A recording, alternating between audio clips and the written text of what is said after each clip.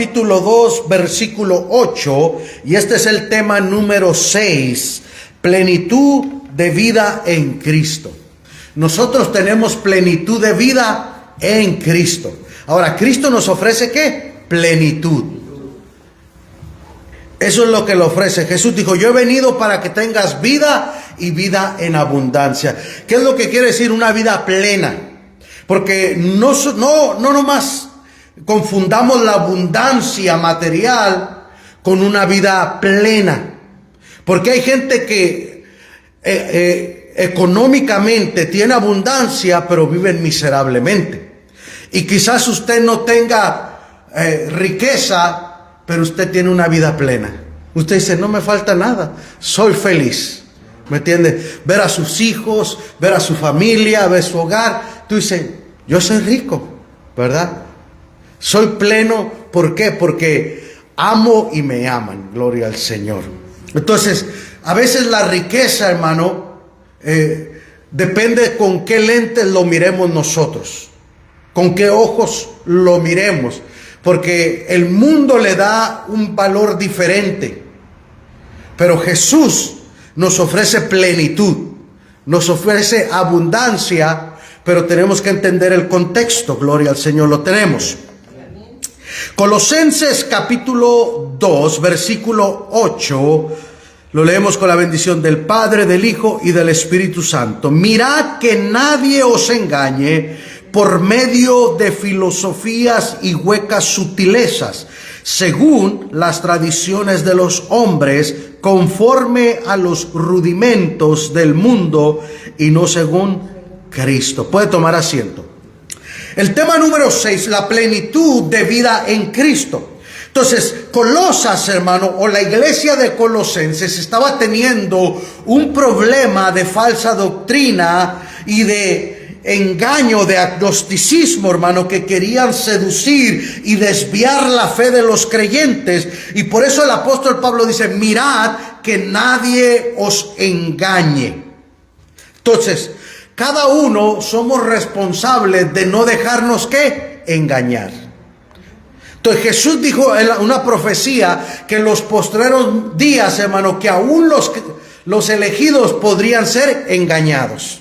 Entonces, si nosotros nos descuidamos, si nosotros no ponemos énfasis, atención y precaución, podemos ser engañados. ¿Le han vendido alguna vez algo, una pieza de oro que no es oro? ¿Me entiende? Entonces, ¿por qué? Por un descuido o por exceso de confianza nos dejamos engañar. Entonces, en la fe, nosotros la única manera de desenmascarar las mentiras y el engaño del adversario es a través de la palabra. Escudriñar las escrituras. Entonces, mirar. Usted tiene que ver, tiene que observar, tiene que tener cuidado que nadie os engañe. Entonces, que nadie ¿qué? Nos engañe. A veces, ¿por qué somos engañados? Porque confiamos en esa persona. Oh, es persona de confianza, pero te engañó. Porque cuando es una persona externa, de afuera, como que uno levanta las antenas y dice, a ver. Vamos a ver, no, esta persona no la conozco, ¿no? Pero a veces las personas que las conocemos, confiamos de más, hermano, y son los que más nos han engañado. Por eso el apóstol Pablo le dice a los iglesias de Colosenses, no importa quién sea, no importa de dónde venga la enseñanza, quién sea el mensajero, no os dejéis en mirar, que nadie os engañe.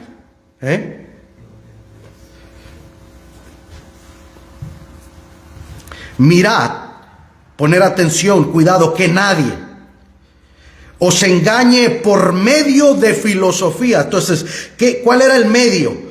¿Qué era lo que estaban usando? Filosofías. Filosofías y huecas sutilezas, o sea, que no tienen carne, que no tienen profundidad, que no tienen sustento, que por fuera se mira muy bonito, pero por dentro están vacíos, está hueco, ¿verdad? Entonces tenemos que tener muchos cuidados.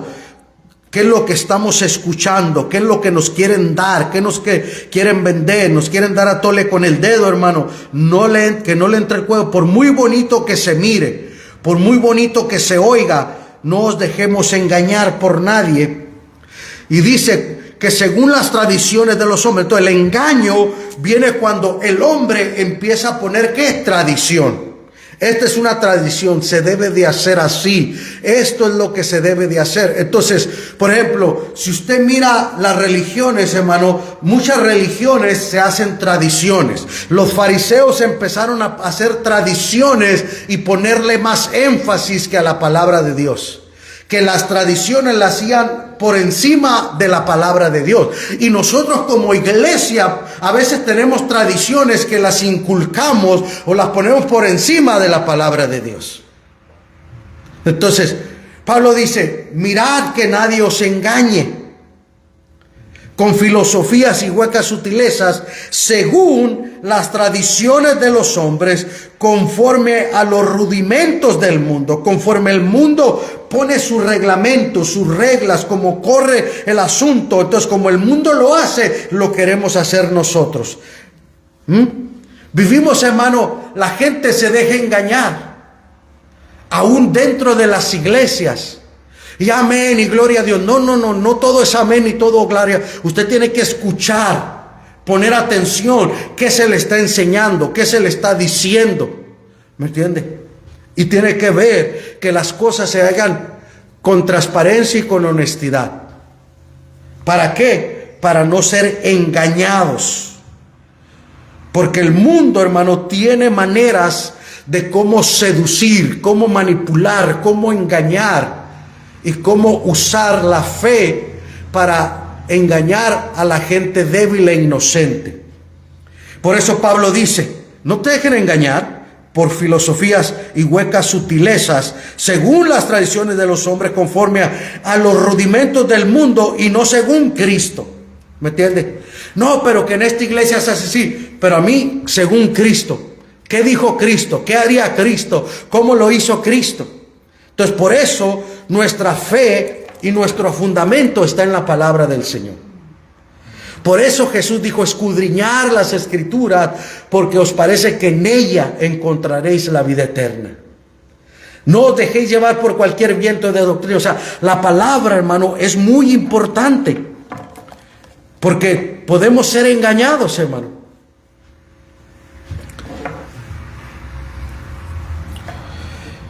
Gloria a Dios. Versículo 9. Entonces, una de las cosas que querían los falsos maestros imponer o querer enseñar, hermano, es de que Cristo, aleluya, no era Dios, que era la mitad Dios o mitad hombre. Pero mire lo que dice el verso 9. Porque en Él, o sea, en Jesucristo, en Él habita corporalmente toda la plenitud de la deidad. O sea, en la persona de Jesús. Todo Dios estaba en la persona de Jesús. Porque en Él habita, en Él mora. Nosotros, hermano, en nosotros mora el Espíritu Santo. Dios mora en nosotros. Pero en Jesús, hermano, Jesús era todo Dios. ¿Me entienden? En Él habita toda la plenitud de Dios. Por eso los demonios le decían, sabemos quién tú eres, Jesús, ¿por qué has venido a atormentarnos antes de tiempo? Porque ellos sabían quién era. Cállate, enmudece y sal fuera. Porque en Él habita toda la plenitud de la deidad. Entonces Cristo, ellos decían que Cristo no era Dios. Entonces las religiones quieren menospreciar. Los judíos, ellos no creen en Jesús, hermano.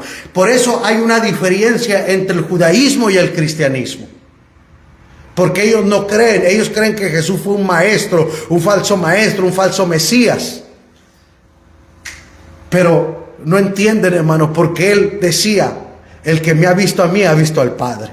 Yo y el Padre somos uno.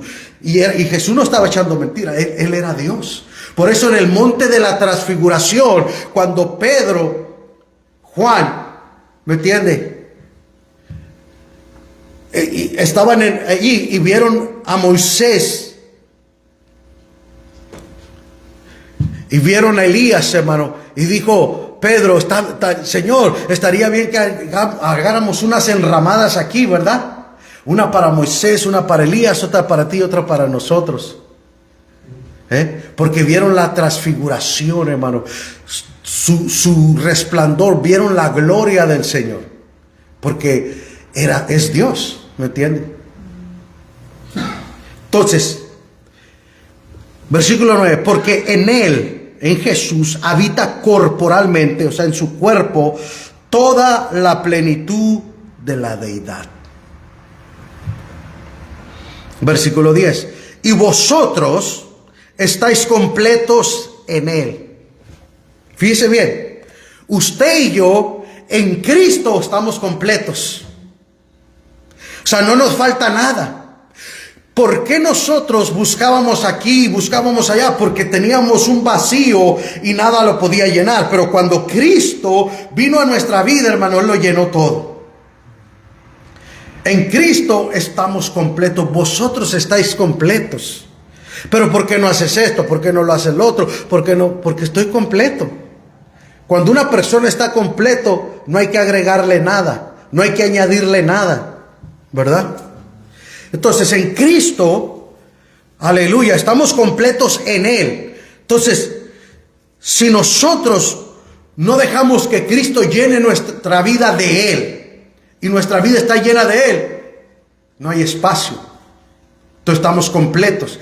Pero si no lo llenamos de Él, siempre va a haber un vacío y vamos a buscarlo en otro lugar. Pero en Cristo estamos completos. Si nosotros nos acercamos a Él con un corazón contrito y humillado, oramos, clamamos, nos acercamos al Señor, vamos a estar completos en Él, que es la cabeza de todo principado y potestad. Entonces, si estamos completos, Él es la cabeza del cuerpo, y Él es cabeza de todo principado y toda potestad. Entonces, en el mundo espiritual, hermano, los Gálatas, Pablo dice, porque en Efesios, perdón, nuestra lucha no es contra carne ni sangre, sino principados, potestades y huestes espirituales de maldad en las regiones celestes. Entonces hay una lucha espiritual en el mundo, ¿me entiende?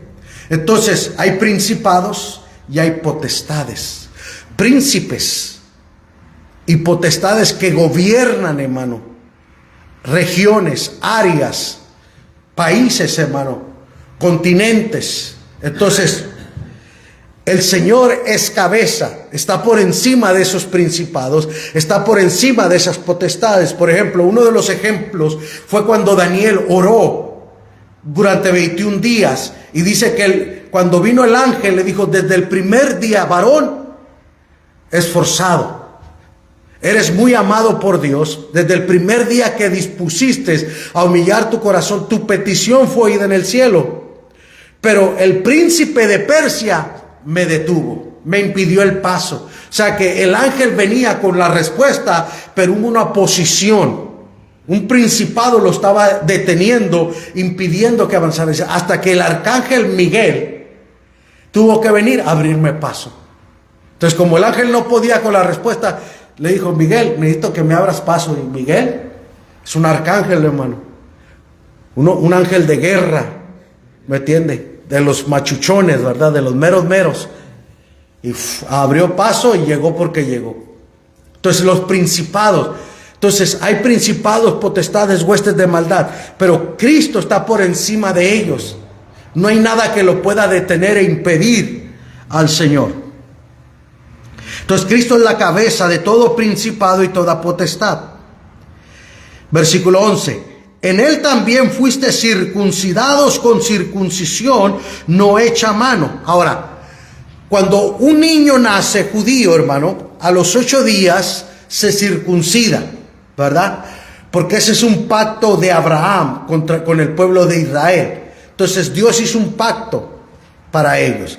Pero nosotros los gentiles no necesitamos, nosotros estamos en un pacto de fe. Y nosotros fuimos circuncidados de otra forma y de otra manera. Gloria al Señor. Miren lo que dice. En Él también fuimos circuncidados. Entonces, con circuncisión no hecha de mano. Quiere decir, hermano, que a nosotros no se nos agarró un cuchillo y se cortó el prepucio del bebé de su parte como marca de señal y separación de escogido para Dios, del pueblo de Dios, ¿me entiende? Como pacto. Pero fuimos circuncidados. Quiere decir que tanto el judío como el gentil creyente en Cristo tenemos la misma marca. Porque mire lo que dice, en él también fuiste. Entonces, ¿fuimos qué? También circuncidados, pero no hecho con mano de hombre, al echar de vosotros el cuerpo pecaminoso carnal en la circuncisión de Cristo. Entonces, verso 12, sepultados con él en el bautismo. Entonces, el bautismo, ¿qué nos identifica? La muerte. Cuando una persona entra al agua, está muriendo la vieja naturaleza, el viejo hombre. Dice, sepultados con el bautismo, en el cual fuisteis también resucitados con él. Entonces, la vieja naturaleza muere, pero salimos la nueva naturaleza en Cristo. ¿Me entiende? Mediante la fe en el poder de Dios que le levantó de los muertos. Entonces, la circuncisión en Cristo.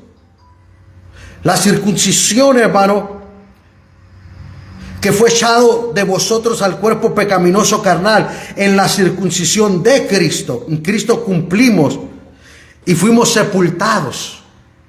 Ahora, el bautismo y la resurrección mediante la fe en el poder de Dios que le levantó de los muertos.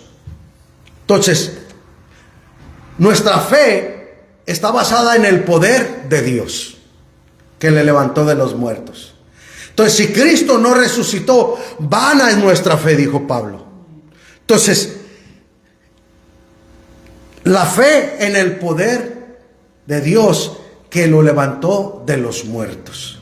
Entonces, nuestra fe, creímos, hermano, en Cristo, que perdona nuestros pecados, que nos hizo nueva criatura, aleluya, y en obediencia fuimos bautizados, aleluya, sepultado la vieja naturaleza, pero resucitado en vida nueva en Cristo Jesús. Ahora, ¿por qué lo creemos? Por fe en el poder de Dios. No por fe en mí, ni en la iglesia, ni en el pastor, no. Nuestra fe no está basada en el hombre, mediante la fe en el poder de Dios que le levantó de los muertos. Versículo 13. Ya vosotros, ya cada uno de nosotros, estando muertos en pecados y en la incircuncisión de vuestra carne. O sea, como estábamos muertos en nuestros pecados, éramos incircuncisos. O sea, no estábamos separados, no estábamos marcados, no estábamos escogidos ni señalados para Dios. Os dio vida juntamente con Él, perdonándonos todos los pecados. Entonces, porque nosotros pusimos nuestra fe en Él, en el poder de Dios, obedecimos al bautismo, hermano, nuestros pecados fueron borrados cuando creímos en Él, cuando confesamos con nuestros labios que Jesús es el Señor, cuando le recibimos en nuestro corazón. Él nos perdonó, Él borró nuestros pecados, hermano, y nos dio vida nueva. Entonces, les está recordando a los colosenses, no se dejen engañar por nadie, por ninguna persona, por ninguna enseñanza falsa, huecas sutilezas de los hombres, ninguna filosofía, ningún rudimento de las o reglas de los hombres humanos y no de Cristo. Entonces, les recuerda que nosotros, al obedecer al Señor y ser bautizados, al confesar al Señor, nuestros pecados fueron perdonados. O sea, no tenemos que circuncidarnos, no tenemos que hacernos la circuncisión para que entonces digan que fuimos perdonados. Por ejemplo, los cristianos apostólicos, o solo Jesús, mejor dicho, de la fe solo en Jesús, ellos dicen que si tú no estás bautizado en agua, no eres salvo.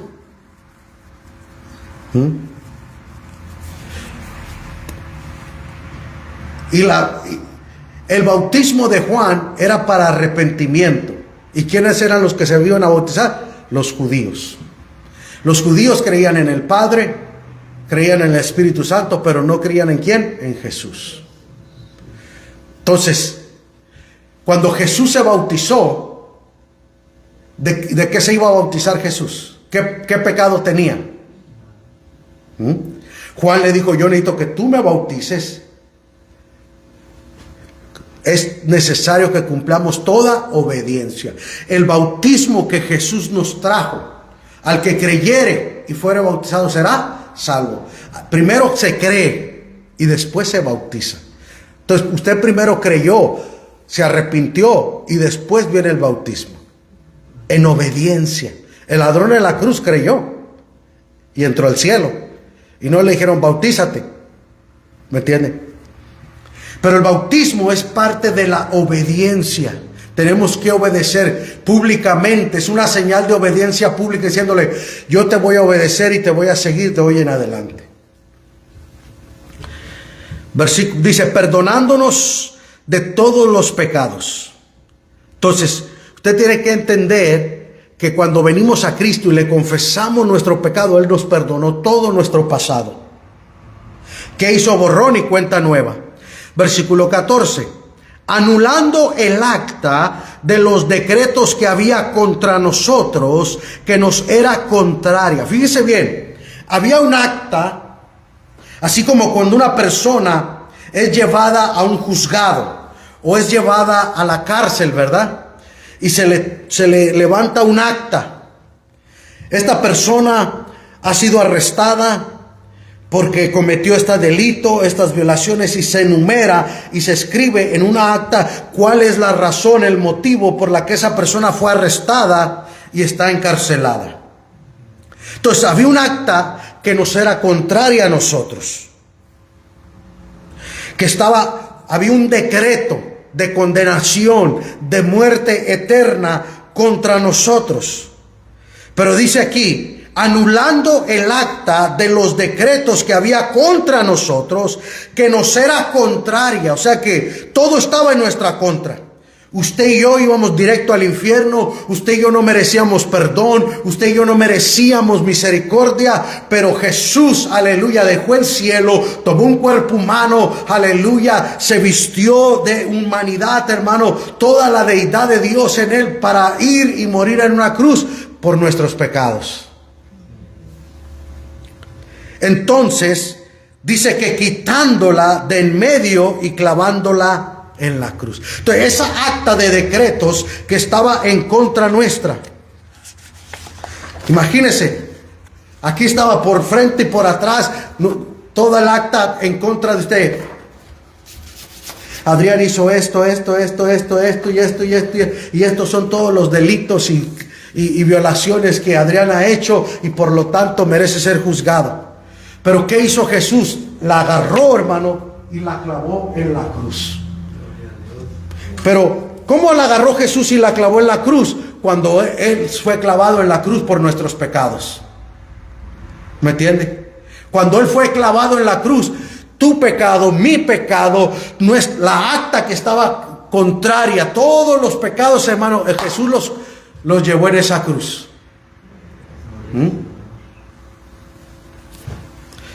Entonces, los anuló. Ya están anulados. No, pero que tú hiciste, a ver, ¿dónde está? Muéstrame. No hay ninguna acta, aquí no hay nada. No existe un récord, un documento que diga que fulano de tal hizo esto. No, pero Goyo hizo esto. ¿Dónde está? A ver, búsquenme los archivos. No hay ningún archivo para Goyo aquí. Entonces, anulando el acta de los decretos que había contra nosotros, que nos era contraria, quitándola de en medio y clavándola en la cruz.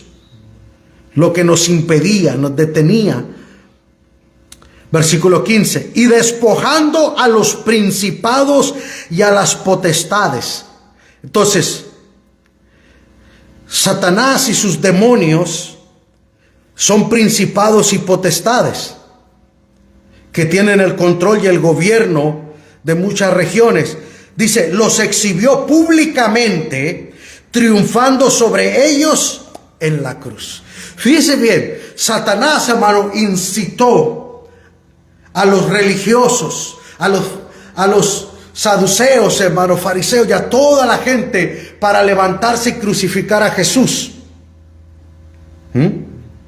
Entonces él pensó y dijo, ya lo maté, ya lo vencí. Pero se equivocó, porque el Señor lo derrotó en la cruz.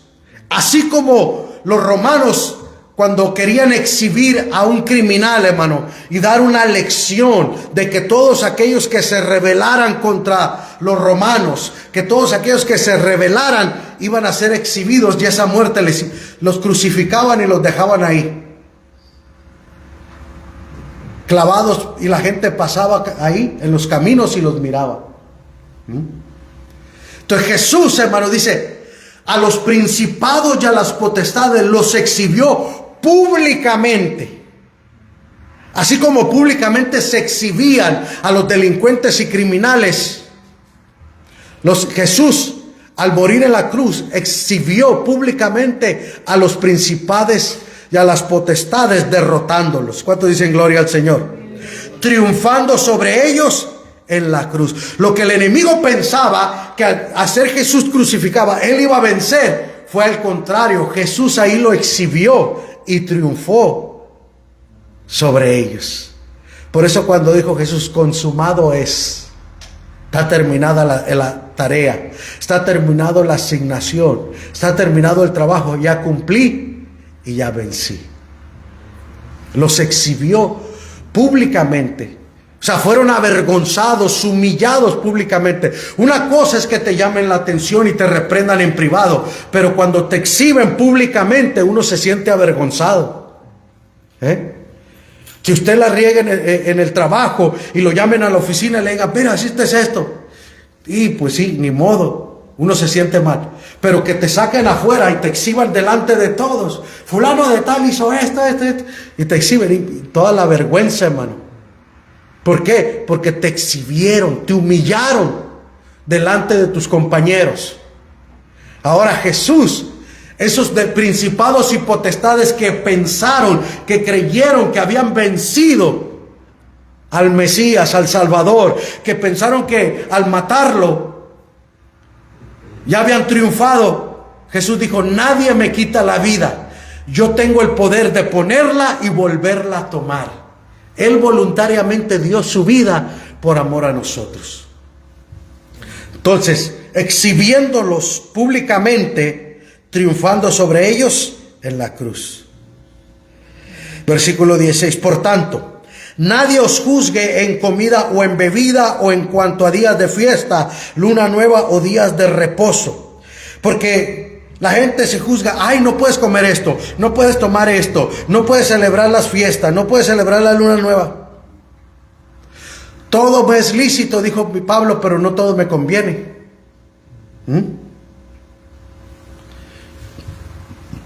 Entonces nadie os juzgue en cuanto a comida o a bebida o a días de fiesta o días de reposo. Versículo 17. Todo lo cual es sombra de lo que ha de venir, pero el cuerpo es de Cristo. O sea, en el Antiguo Testamento, y Jesús nos vino dando ejemplos, hermanos, de lo que iba a acontecer. El Cordero Pascual, aleluya, Jesús iba a ser el Cordero. Y cómo, aleluya, el Señor iba a venir a traernos un nuevo pacto, que fue su sangre, su cuerpo, al morir y resucitar en la cruz del Calvario. Gloria al Señor. Alabado sea el Señor. Entonces, es sombra. Era una sombra de lo que había de venir, pero el cuerpo es de Cristo. Entonces, la iglesia somos el cuerpo de Cristo. Entonces, esas sutilezas, hermano, esas filosofías huecas que querían meterse a la iglesia de Colosas, Pablo las empieza a refutar. No se dejen engañar por filosofías y huecas sutilezas de hombres, que son rudimentos del mundo y no de Cristo. Cristo no tiene nada que ver. Entonces, hermano, a la iglesia se van añadiendo cosas, hermano, que se vienen haciendo rudimentos del mundo, hermano, y no según Cristo. Y a veces le damos más prioridad y más importancia. Que tienes que vestirte así, que tienes que traer corbata, si no, no puedes pararte en un púlpito, si no. ¿Dónde dice eso en la Biblia?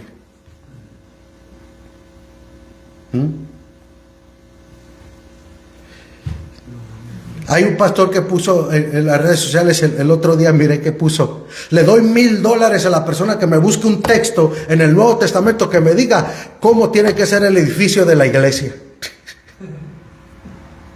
Te doy $1000, puede ganarse $1000 si me dice. Porque la iglesia es el cuerpo de Cristo. Somos nosotros la iglesia, hermano, no el edificio. ¿Me entiende? El edificio somos nosotros. Somos templo del Espíritu Santo. Entonces, ellos querían seducir y engañar, hermano, y que empezaran a tener agnosticismo, hermano, y filosofías huecas. Engañar a los colosenses. Dijo: no, en Cristo está todo, en Él habita toda la plenitud de la deidad. Todo Dios habita en la persona de Cristo. Y nosotros fuimos circuncidados ya. Así que no tengan que circuncidarse, no tengan que dejarse manipular. Él nos perdonó nuestros pecados. Morimos y resucitamos a la nueva criatura. Él exhibió públicamente a los principados, triunfando sobre ellos en la cruz. ¿Cuántos dicen gloria al Señor? Entonces,